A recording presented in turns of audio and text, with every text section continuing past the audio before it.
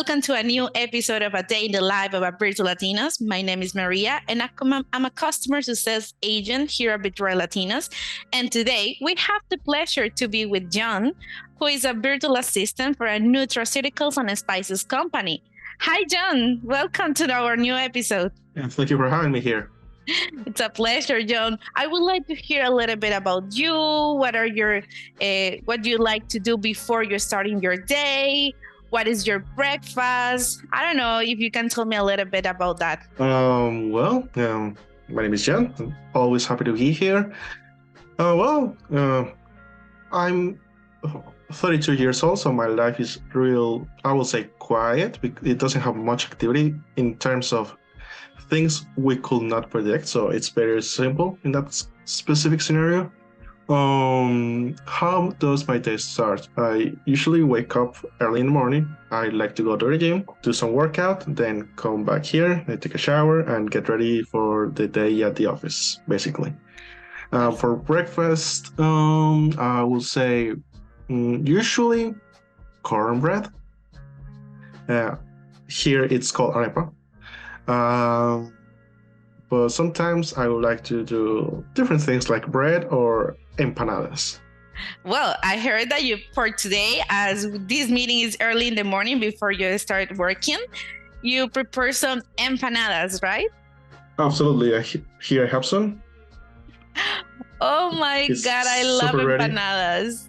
It smells delicious, and some sauce here. Oh my God, what is that sauce? This is tartar sauce. It's based on egg and onion. It's delicious. So I always eat empanadas with tartar sauce. Oh my God, me too. I love empanadas. And which kind of empanadas is this one? Because I know that in Colombia there is difference. Depends of the department. Usually it's the main two are beef and chicken. This one is beef. Beef? Oh, awesome.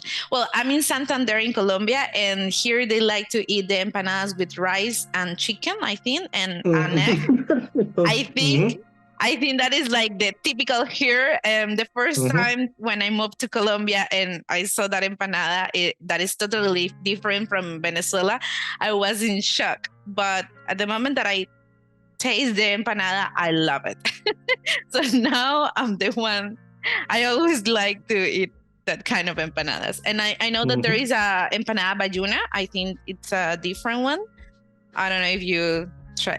Yes, I do have family in Cali, Colombia, where you will see those sorts of empanadas, and it's usually like a little bigger with a lot of stuff in it, like egg, rice, beef, potatoes, and it's a lot of stuff.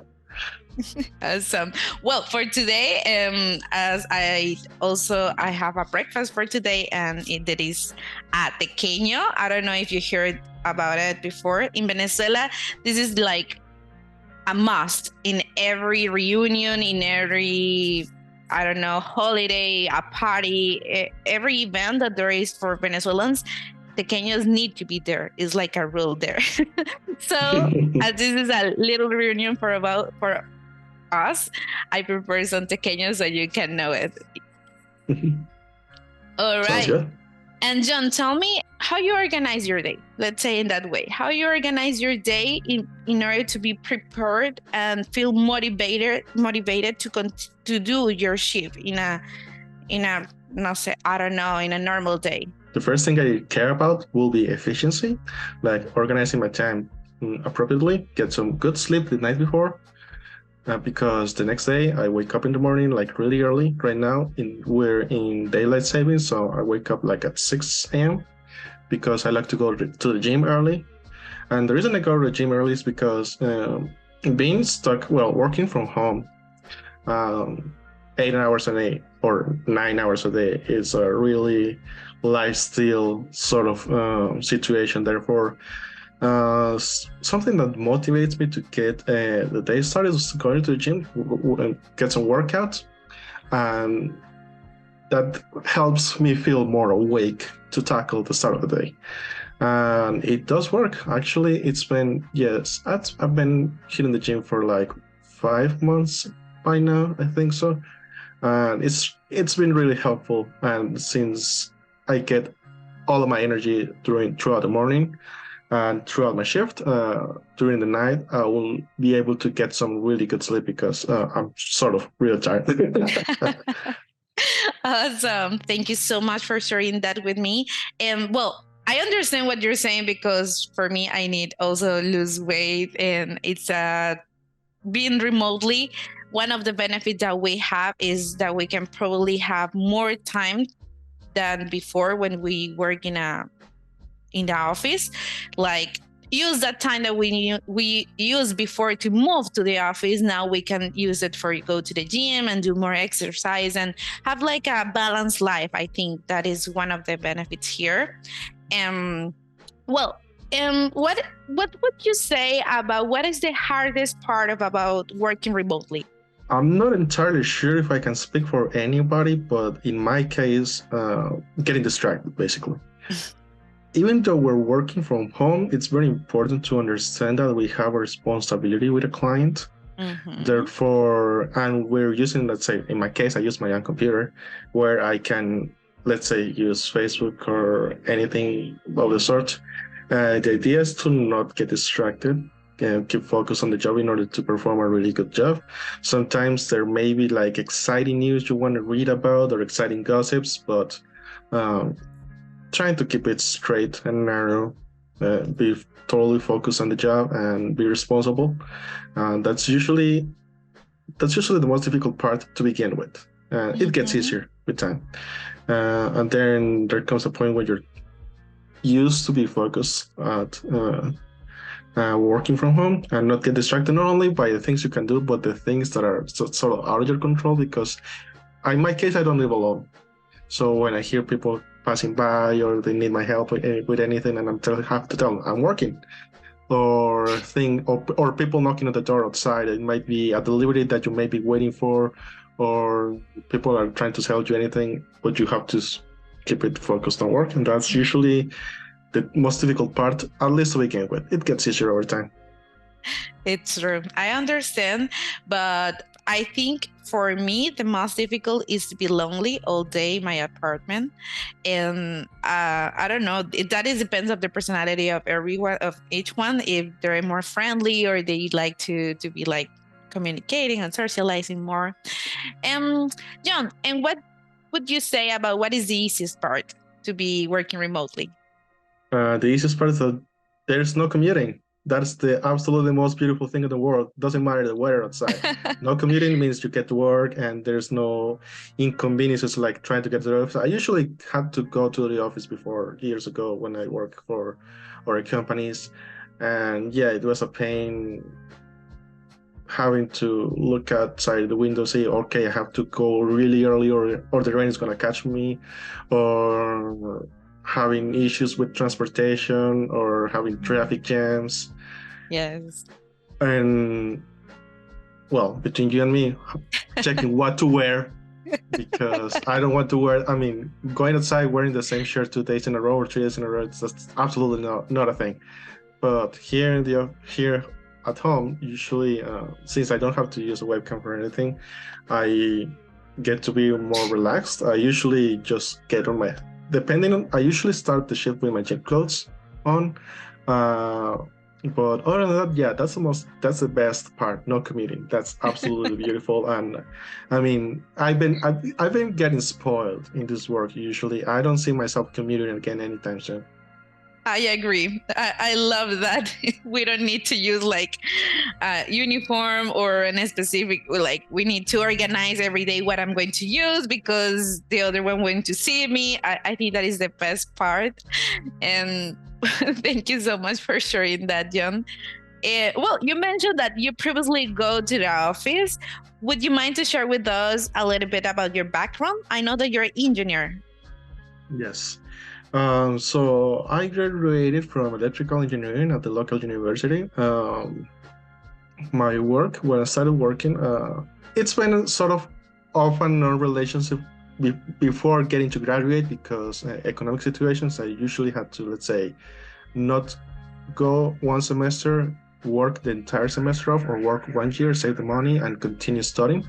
But after doing that, I was able to graduate, thankfully, and well, I'm here now. It's been a great experience, and even though some people usually wonder and also ask me, "Hey, you're an engineer. Why are you not working in engineering?" And I'm like, "Well, I'm good at engineering, but I'm also really good at English. So I usually have to take a balance between how much I will earn doing engineering, how much I will earn doing other stuff that I'm also really good at."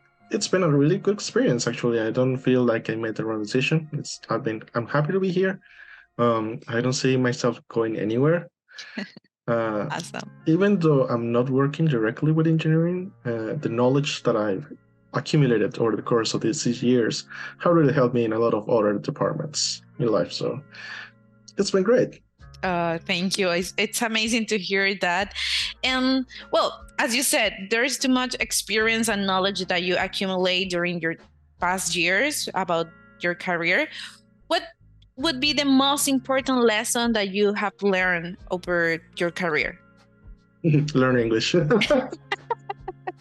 I'm not joking though. It's I mean we're the world that we live in.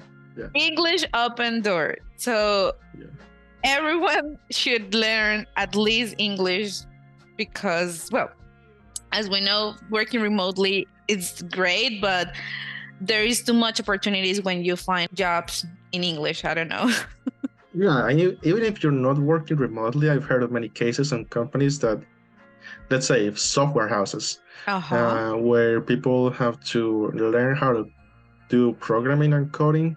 And I've heard from recruiters that they will prefer someone that has average knowledge in coding but good English than perfect coding with no English. Therefore, learning not necessarily English, but a second language is really helpful. And that's pretty much the best decision I've ever made. It's true.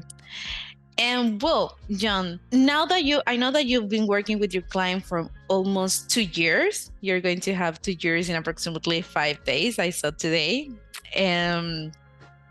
Actually, that was I already made the 2-year mark. Yes. In the 14th of October, yes.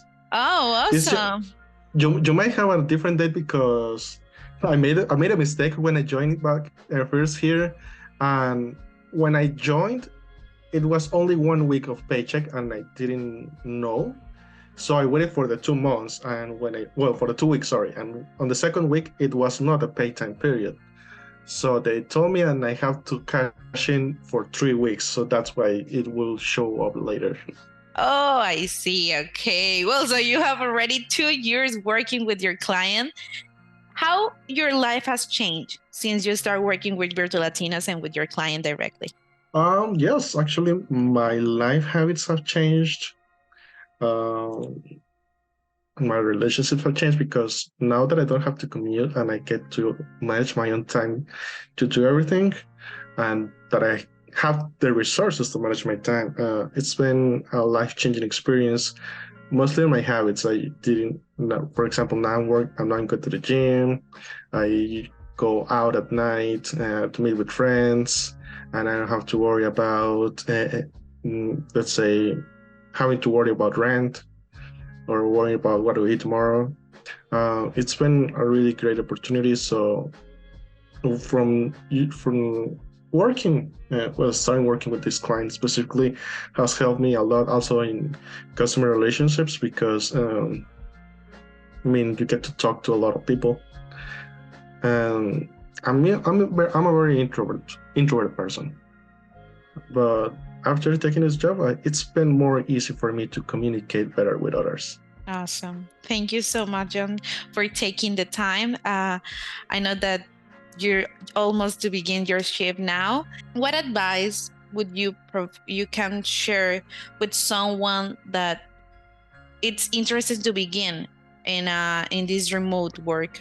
The best advice would be to practice your communication skills, because even though we have some background knowledge about what we're planning to do, and being able to communicate with others is often best. If your English is a little rusty, because I speak English all the time, even if I'm not working. So I understand my English may be a little better than the average, but if your English has been a little rusty, get some practice. because most of the time you're going to be dealing with American clients, and they will be trying to understand what you're trying to say. That happened to me like the first month. So yeah, get your English skills straight up. Try to learn, well, not learn, but try to improve in your communication skills. And do not be tempted by the demons of getting distracted. Awesome, Jhon. Thank you so much. I really appreciate your time here today. And well, I'm really grateful that you're being here and you share all of these advices and your experience with Virtual Latinos. Thank you so much. So now let's say bye to the audience, okay? You want to take care? All right. Well, thank you so much for joining us today. Don't forget to hit the like button and subscribe to see more episodes like this one in a day of a light of a Virtual Latinos. Thank you. Bye-bye. Bye.